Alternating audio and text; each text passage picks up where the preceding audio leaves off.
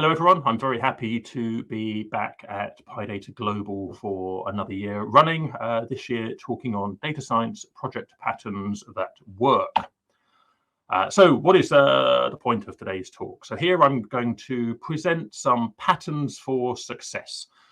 So this talk is aimed at teams who have trouble delivering valuable results. So I work with a lot of different teams. If you're a high performance team and you often ship high value results internally, then you'll get some tips from this talk. But really this talk is aimed at teams that are having trouble repeatedly and reliably shipping valuable end results. I'm going to show some common situations that make failures more likely. And then I'll develop some success patterns, which hopefully will give you a terminology that you can use to discuss in your teams with your internal clients to make success more likely. Using these ideas, I've been using these ideas for years. Here I'm trying to encode them as patterns for the first time, but I've made a lot of money for a bunch of clients as I've been in the industry for over 20 years. So I'm pretty happy to be sharing these. I think they're right, but I'd like your feedback. So feedback in Discord would be amazing. Please take these pattern ideas back to your team and discuss them and see which of them you can adapt for internal usage. So what is this pattern that I'm talking about? You may be aware of software design patterns, things like the visitor pattern and the singleton and the factory. The idea of design patterns goes further back to the design of architecture and physical places and gardens and all sorts before the software world and the Gang of Four design patterns book. The notion is to develop some kind of pattern that identifies a common situation, which will give you guidance towards an answer that will lead you to success, where you could repeat that pattern and that route to success a million different ways and still get to the kind of end result that you're after. So I'm trying to encode some of these lessons as these patterns, and there's a notion of anti-patterns as well. So commonly used processes that feel like a good idea at the time, and they're super common. I see them all the time in my consulting, but they lead to a substandard result. Things go wrong if you follow the anti-pattern. So I'll highlight those as well during this talk. So who am I? I'm an interim chief data scientist. I go and work with teams where they're lacking a senior, and then I help bring some senior experience to the team. I've been in the domain for over 20 years. I used to write a lot of intellectual property, and then I started doing training and doing intellectual property development. And then increasingly, I've moved to strategy. So helping teams and data science leaders and CTOs and CEOs develop the right kind of strategy and ecosystem in a company that lets the data scientists do valuable work rather than giving them silly projects that don't work. So here I'm sharing from one of my courses, my Successful Data Science Projects course. I've got a bunch of ideas from there that I'm sharing for you today. I talk about this on my newsletter that's called notanumber.email, play on floating point number errors. So not a number. It has a whole bunch of archives. Just go to the website, the archives are available free, and I talk about these kind of topics there. And I talk about high performance Python, which is the book that I co-wrote with Misha Gorolik, and then I share high performance ideas as well, because I'm all about developing our ideas quickly as well, so that we can ship value quickly into our internal users. And I'm one of the co-founders of PyData London with our 11,000 members, over 8 years of growth in that volunteer-run group. I'm super proud of what we have here in London with our PyData environment. So let's start at the beginning. Which project should we choose? Now, in a young data science team or a data science team without strong leadership, often we've got a plethora, a wide variety of possible projects in front of us. And so then what do we do? What do we choose? Which ones are most exciting? Which ones are most likely to generate change inside our organization? And what are the pitfalls? And it's really hard to see that, particularly when you're a junior team. You don't have political control. You don't have good political cover in the organization. You're a young team and you're asked to do magic, because the whole world knows data science is all about magic to turn data into some kind of value. And so we don't have all of the normal support that we'd like to have. So we're looking for a high chance of positive results, and we're accepting that there's high uncertainty in our environment, but we don't know what we should be doing. And a common mistake here is selling a big outcome, but ignoring all of the risks and then hoping for the best. And I've been told repeatedly in various engagements, Ian, you're worrying too much. Stop stressing about all of that. We'll get to that later on. It's not really going to be a problem. You're just worrying too much at the beginning. Just keep typing. And I've learned that's a really, really bad idea. We shouldn't just keep typing. We should ask lots of interesting questions. And I'll give you an example of a negative story that got turned around. So this is walking from the box to the database, one of my insurance client stories. I was asked to work on a novel pricing algorithm to outperform the actuaries in a young data science team. I was one of the seniors in this team. We weren't allowed to talk to the actuaries, already a bad sign when you can't collaborate with the people who know the most in an organization. And we were told, look, we've already sold the success of this project. You're delivering 3 million in value in 6 months' time. Just go and make it work. I said, well, great. Have we looked at the data? Have we checked that the client needs this? How are we going to integrate it? Oh, no, we'll just get to those bits later. Just go and ship that value. And then I kept on getting the data, kept on meeting different people, kept saying, hey, the data that I'm being given seems to be partial. I've got a bit over here and a bit over here, but the jigsaw pieces aren't coming together. There's no coherent view. And I seem to be missing a whole pile of columns and necessary information. And in the end, one of my colleagues said, look, Ian, why don't you go with one of the underwriters, go to the office. So go to the box, go to the Lloyd's of London building and sit there and watch them interacting with clients, see them writing things down, typing on their keyboards as they put insurance quotes together, and then walk the data back. That's a brilliant idea. I'm going to walk the whole process. So I sat with my colleague, I watched him ask questions, I asked him questions, I went back to the office, I asked them questions, I saw them do this and this and this, and they've got these interesting bits of data, but I don't see that in the database. Where is it? And then I discovered, oh, some of that's on the Excel machine over there, and some of that's on Excel over there, and some of that's on the printed documents that get scanned in but never typed into a database. Some of that's in last year's database, some of it's in the database that will be coming next year. And I realized actually the data organization was incoherent. It was all there, nothing was lost, it was all legal and correct and priced appropriately, but there was no data for a data scientist to work off. So I abandoned that project, gathered a small group of people, and we came up with a change strategy so the organization could develop a coherent data strategy so that a data scientist in the future could develop the kind of algorithms. Now, it wasn't the answer that the business wanted, and it wasn't the project that I wanted to do, but it was the project that the business needed such that it could ship value at some point in the future.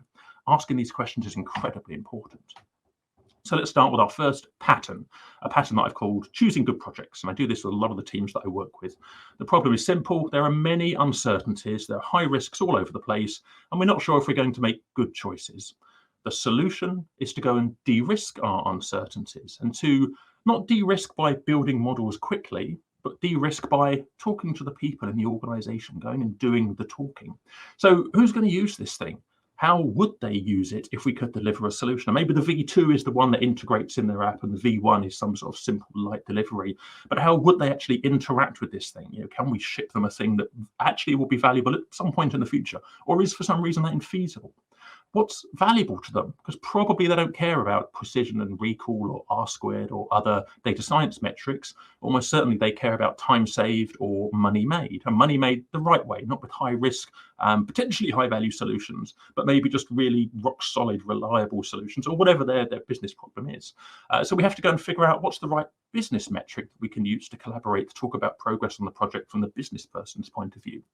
We can ask, why should they trust it? If they don't do data science already, they don't collaborate with data science teams, would they trust it? What would help them to trust it? What gets them to believe that we're delivering something valuable for them? And even if I've been given stakeholders, do my stakeholders actually have time? I've had a client recently where we thought we had stakeholders, but we didn't. We kind of lost 3 months just waiting for the stakeholders to give us the feedback that we needed. Even on paper, it said that we had these stakeholders, but without them, we can't make the right kind of progress. The anti-pattern here, of course, is push on. Don't worry about those concerns here. We'll figure it all out later. None of those things are actually going to be a problem. You're worrying too much. That's the anti-pattern. We don't want that.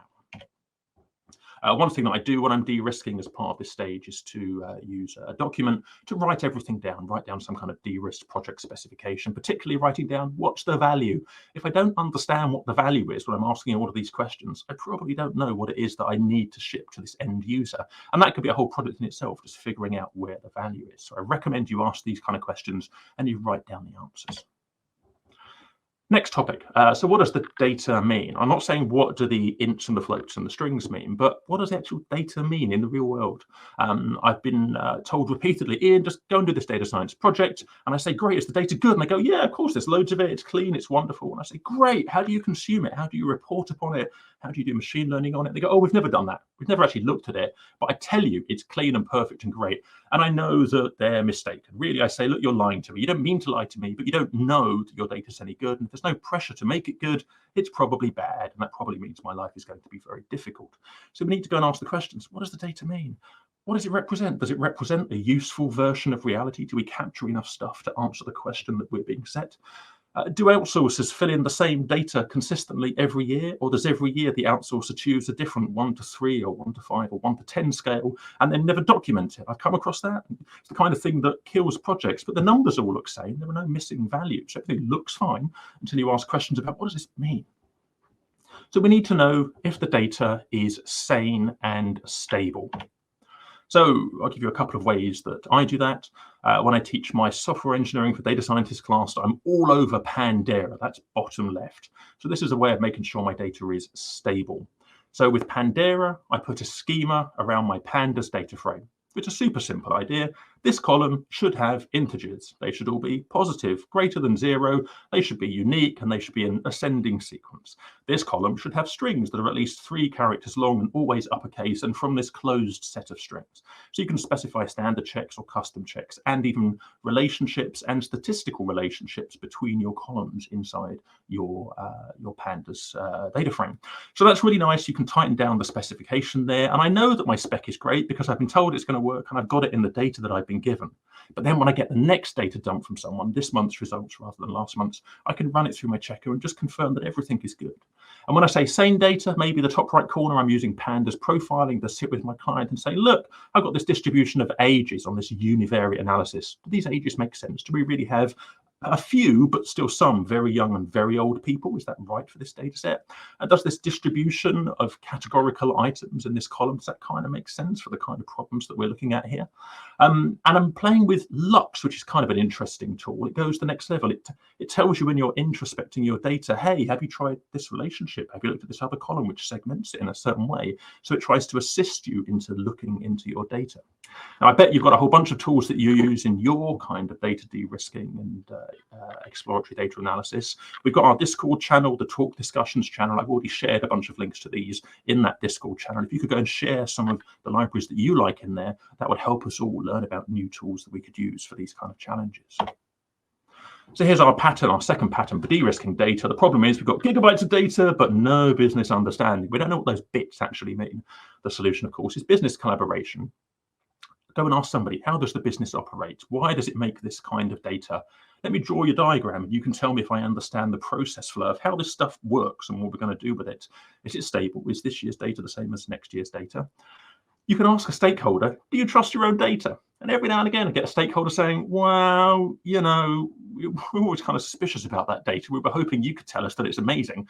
I'm not the right person to advise if their data is correct. And so that can lead to some really interesting questions that might kill or change a project early on before you're on the hook for delivering something that makes no sense and took you 3 months to develop. The anti-pattern, of course, is just exploit the data. All the truth is in the data. It represents everything and it's correct. And if you haven't asked the questions, is the data correct? Did somebody type it incorrectly? Do we trust it? Do you report upon it? The data could just be wrong, and then you'd be wasting your time making brilliant models that are really predictive, but on something that doesn't match reality. It's just a waste of all of our time. Researching, our third topic. So we need to use our time efficiently to make good progress. And hands up, I've burned a lot of my time making poor decisions by getting so excited I just keep on cracking away on the keyboard, playing with lots of ideas, and then it doesn't quite work, it doesn't quite work, it doesn't quite work, and I keep going on. The solution, of course, is just go for a little walk, clear your head, have a little think, and you realize you've made a mistake, you've been asking the wrong question, you should go back and ask a better question. I keep on asking myself and my team now, what's the next best decision that we could make that gets us closer to shipping? Not closer to learning a cool thing about some interesting paper we've read, but simply closer to shipping a thing of value. And that's a nice way to constrain down our possibilities. You might say, I've got loads of ideas and I'm going to try them all. Then I'll think about whether they're working or not. But that's a really poor way to use time. It can be creative, but normally it's a poor way to use time. Again, if you can go to the Talks Discussion channel in Discord and share any diagnostic libraries like the ones I'm about to show, that'll be super useful. So part of productive research, I think, is being really kind of boring, kind of engineering focused. So what is it that my predictive model or my descriptive statistic, whatever I've got, what is it that it's getting most wrong? Why is it getting it that wrong? If I can figure out why it's wrong, I can brainstorm possible solutions with my colleagues, and we could rank them by risk and difficulty, time involved, new data that might be required. And then we end up with a boring, predictable process. For me, it's a super exciting process because it's probably going to work. I'm probably going to use my time effectively doing interesting things that are aligned with the business that let me discover interesting things about exploiting this data and shipping something of value. To do that, we need diagnostic tools, and I've got two here on screen. Top right, I've got one of the SHAP diagnostics. So SHAP is a diagnostic machine learning tool. This is taken from the homepage on a text processing problem. This is an example of a kind of thing where I'd sit down with an internal colleague and say, hey, look, I've got this example in my text processing sentiment analysis set, and we can see the weights behind the sentence. What a great movie if you have no taste. And then that colleague might say, well, look, what a great movie, strong positives. That makes a lot of sense. And then if you have no taste, it's only got a small negative, but it flips the meaning of the sentence entirely around. And I might go, oh, crikey, I realize now, actually, that's incredibly wrong, that the model is just doing the wrong answer here. It thinks it's positive, not negative. So I can think of a research plan to go and identify these kind of sarcastic messages and then do something about it. Then the colleague might say, but Ian, we're hardly going to have any sarcasm in the target data set that we're using. So actually this, although it'll be embarrassing to find it, we're only going to find like 5 cases. I don't really care about them. There are way more important other problems to go and solve. Let's go and solve those. So then I learn something more about the actual end need for my user and the value to them of these kind of errors in the system. Bottom right, we've got the Lime diagnostic tool, again for machine learning, another popular tool. Really interesting for text analysis. They've got a paper that shows that with the 20 news group challenge, so Usenet news groups, you can. There are lots of classifiers that tell you which news group the text comes from, and then they all do really well. It looks brilliant and it's generalized and it's great for production. But it turns out when you analyze the words that are important, you get words like rice or owlnet. You put it in context on an email, and then you find out that actually the model's picking up on domain names and college universities rather than the subject matter of the actual message. If you strip out all of that metadata, then the classifier tends to pick up on people's names, which are also highly correlated with the classes that you're disambiguating. If you take out the people's names, then it starts to pick up on the content of the messages, and then you would see all the coloring in the actual message. And that's when you realize actually this thing's generalizing now. So sitting down with your colleagues, showing how your machine learning model is working and embedding it in their real data so they can understand it, incredibly important. So here's our third pattern, productive research. Here's the problem. You've got lots of data, you've got lots of ideas. What should we do first? The solution's a repeatable process, benchmarking to coming up with a nice baseline result. I know what it is that I need to beat, coming up with model ideas, having some diagnosis, being clear as to why this thing isn't working and what will probably make it work better, and then iterate, improving my benchmark, improving my baselines. The anti-pattern, and I come across this a lot when I work with teams. Let's hack away. I've got loads of ideas. I'll get around to using source control later because it's just me and my machine and my colleague right now. I don't need to source control anything. Let's keep it all in the same folder. I've only got 1,000 images here to go and click between. I know what they all mean. And I'm going to copy paste between all of my notebooks and everything's great. And I'm sure there's no bugs in here. And I bet that it's probably going to work at the end of the day. That's just a bad pattern. That's not a reliable, sane pattern. Super exciting when you're iterating quickly, and maybe you do it for a week or two, but then you've got to come down to a nice, stable pattern, which means you can go for the next couple of years improving things. When do I make a delivery? Here's our fourth problem and pattern. A demo on your laptop is not a usefully deployed system. With one of my clients, I remember sitting down with the team and saying, great, we ship in a few months' time. I've been asked to come in and do a review on your code and see if there's any pointers I can give you. You've got this sequence of machine learning models feeding into each other. I can imagine that errors might propagate through this process. So let's just start at the beginning. When you put a document in at one end, do you get the right kind of answer out at the other end? And they looked at me and went, oh, we haven't done that test. So, well, what do you test? Oh, we put a thing in here and we get a thing out here, and we put a thing in here and we get a thing out here into the sequence. We've never really tried tying it together. So, well, great. Can we write a batch file and just tie it all together? Well, some of the machines are running this as a bunch of notebooks, and my machine has got some modules that run some of it, and then our colleague's machine has got some other bits. And we've got all these different versions, of course, and we haven't quite brought it all together. But we ship in 3 months. You've got nothing to actually ship that works. How about we stop and just think about the end-to-end solution and do that? Because otherwise, we're never going to get to make a delivery. I've had IT teams tell me the biggest problem in the project is they need 6 months to spin up a machine. And I've said, actually, the biggest problem is I haven't met the client. I haven't seen the data. We haven't actually checked if we've got a problem to solve yet. But you're asking me for a schema, for a machine that I have to create that will take 6 months to order. And you tell me this is the biggest problem in the organization. I think actually the fact that I've never even met the client, that's probably a bigger problem. So figuring out how we make a delivery early on, and then knowing that we've de-risked everything else that we've talked about, incredibly important. Shipping a V1, which is a couple of if-then-else rules to de-risk the deployment process, just a super cool idea. You can take the template classifier in scikit-learn, wire it together with some rules that are easily explainable to your colleague, maybe a 2-layer decision tree so it can make 4 decisions perhaps. Something slightly better than just a baseline random guess. But ship that and then keep on shipping new things showing value. That's a good idea. So here's our pattern, delivering value early. The problem is we need to get results into the hands of our end users.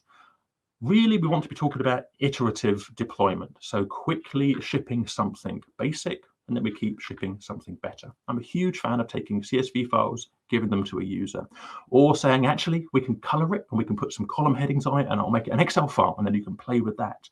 And as long as you give me some interesting feedback about this, then we can think about updating and doing the next step.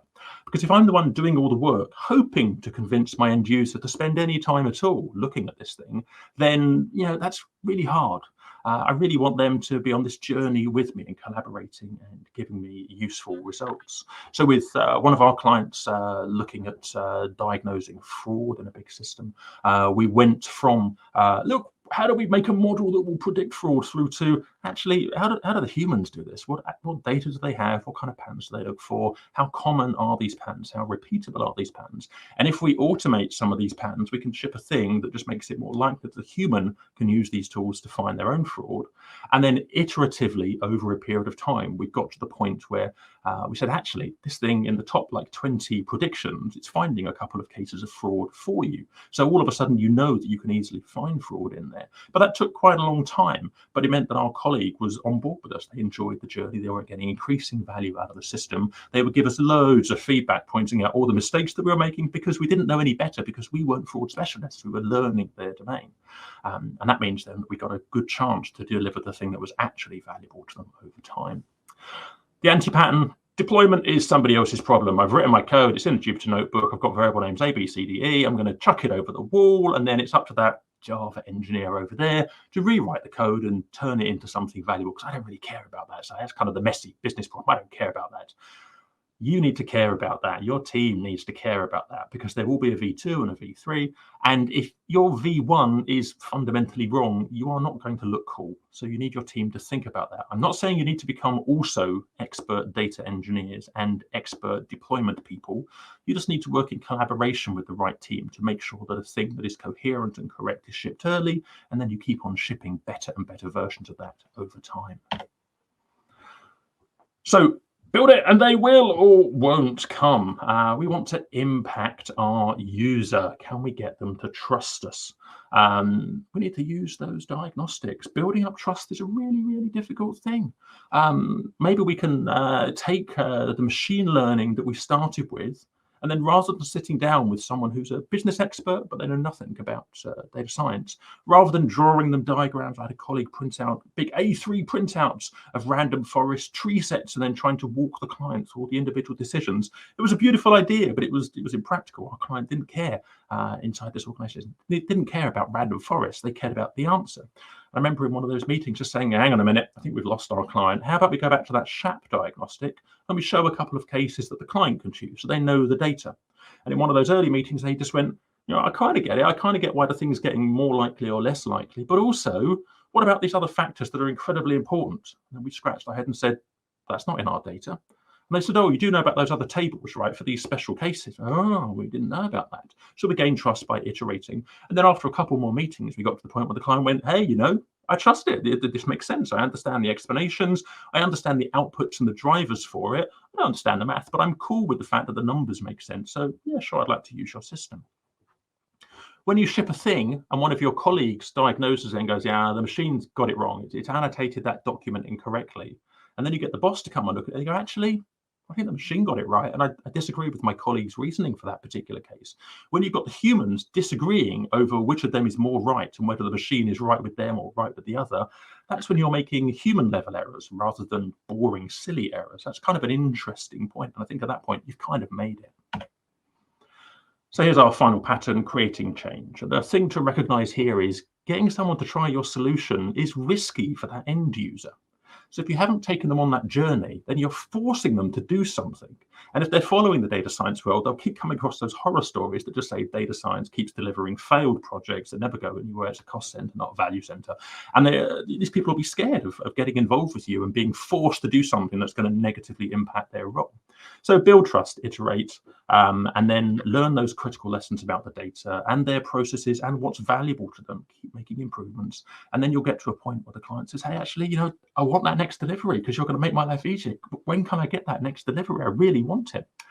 And the anti-pattern there is just saying, the user, what do they know? They don't care about precision and recall and R-squared. That's what I care about. I'm going to keep on improving my numbers, and then they will love it in the end.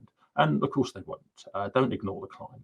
Go wherever the client wants you to go with the quality and the value behind the system. Change your metrics as necessary to align with the value that the client needs. Otherwise, you're going to ship something that works, hopefully works, but doesn't offer the value that the client needs. So here's a summary of our patterns. We'll have a couple of minutes for questions. First of all, choose good projects. It's incredibly important to start well and have a good list of projects that you can work through. De-risk the meaning of the data, not just what's in the data, but actually the meaning behind it from a business perspective. Do your research productively. Have a nice, repeatable, diagnosable process where you collaborate in your team. Deliver value early and frequently, and create positive change in the organization. That's the way I think this all has to work. Otherwise, we end up with more failed projects, and that's really demoralizing. There are 2 more talks at the conference, Steering a Data Science Project and the 10 Commandments of Reproducible Data Science. So I think you should attend those. And in a couple of hours, or in an hour's time, I'll be running an executives at PyData session. This will be the 6th or 7th year that I've run one of these now. I've got guest Lauren Olger from PyData NYC, and a colleague of mine, Douglas Squirrel, coming in with a CEO, CTO perspective on how to work with data science teams. And we're going to spend 2 hours talking through any problems around data science leadership. So if you're a data science leader or you want to be a data science leader, that's a Zoom call. It's in the calendar with a link. Have a look on the schedule. You'll find the Zoom link there. Come and join us at 3 o'clock and stick around for the 2 hours. And please participate. This is all about asking questions and sharing answers. So come to the session at 3 o'clock. I'd love it if you turn up. Please come and join that Zoom call. If you want to get some more ideas from this kind of topic, have a look at my newsletter, notanumber.email, and you'll see all the back archives are available there for free. All of my past talks are available on my blog. And if I've taught you something interesting, I love receiving a physical postcard. I don't know if on the camera you can see the wall behind me. I've got postcards up. I love receiving postcards. I've got them all around my office. They remind me that I'm offering something useful when I give these talks. Right, that'll be the end of my talk. Thank you very much for having me. There's a couple of minutes for questions, or we can carry on in Discord afterwards. Thanks very much. All right, thanks, Ian. Glad to have you here. Do you want to be taking questions from the comments, or you'll be taking them from the Discord channel later on? We could do them in Discord, but if there's a minute or two to ask any questions now, I'm happy to take them. Gotcha.